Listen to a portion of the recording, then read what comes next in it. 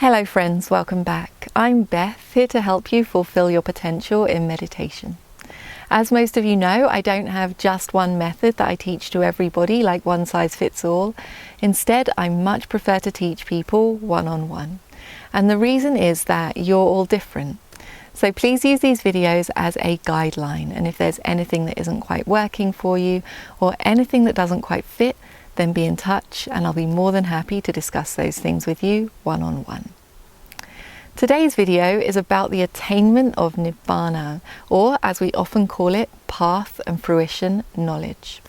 Now, the foundational stage for attaining Nibbana is what we call in Pali Sankharopeka Jnana, or equanimity towards all formations. It's a very profound stage of our Vipassana practice. I've made a separate video about Sankharopeka Jnana, so if you haven't done so already, I'd suggest that you watch that video and do the practice if you can, so that this is nice and clear to you. Now, the thing that we need to remember about Sankharopeka Jnana is that when we are in that deep stage of Vipassana practice, there's nothing to be done. There's no clever trick that we can do. There's no nudging the mind so that we attain Nibbana quicker, because all of that doing and nudging and manipulating is also just anicca, dukkha, anatta, impermanent, suffering, non-self. In Sankharopeka Jnana, all there is to do is stay in that Vipassana Jnana and continue to contemplate the three characteristics of anicca, dukkha, anatta, impermanent, suffering, and non-self. As we continue to contemplate those three characteristics, our disenchantment towards materiality and mentality, nama, rupa, is going to deepen. And as our disenchantment deepens, the mind is going to start to turn away from that nama rupa, from materiality and mentality. Now, at first, the mind is likely to turn away partially. So it might turn away from materiality but not mentality, or mentality but not materiality.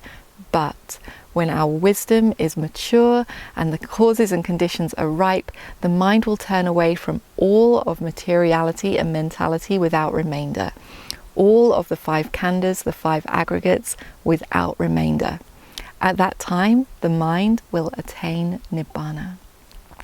Now, when the mind attains Nibbana, first of all, we're going to have two moments arise that prepare the mind for that experience.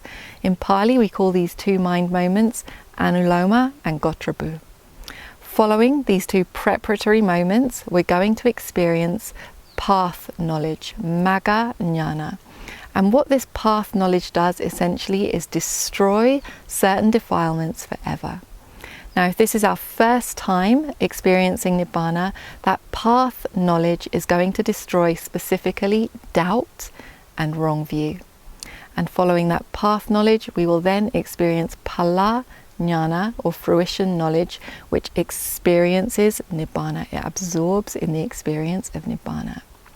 Nibbana here can best be described as the complete absence of any trace of nama rupa, materiality, mentality, the complete absence of the five khandhas, the five aggregates. Now, we might experience Nibbana for a short time or a long time, and following that experience will arise Paccavekka Jnana. This is a type of reviewing knowledge which will reflect on the experience that you've just had, and will also review any defilements that are still remaining. So that's what happens when we attain Nibbana. Now, this is an incredibly important stage of practice. So if you think that you might have experienced Nibbana, it's really important that you check. There are many things that are very similar to Nibbana but aren't quite Nibbana, and we really want to be sure. So I'm going to make a separate video on all of the different ways that we can check if we've really experienced Nibbana or not. So if you think that you've experienced Nibbana, I'd suggest that you also watch that video. I'll link it below. That's what I have to say today about the experience of Nibbana, the attainment of Nibbana.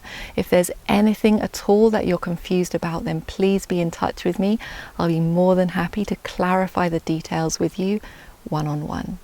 But now's the time to get off of those screens, get onto the cushions and actually do the practice. There's a remainderless ending of all suffering. Nibbana is possible. So let's not waste time. Let's actually do the practice. As most of you know, I do all of my work on a donation basis. So I encourage you to support me either through Patreon or through my website so that I can continue to make these videos. Thank you so much for your support. Wishing you the best with your meditation.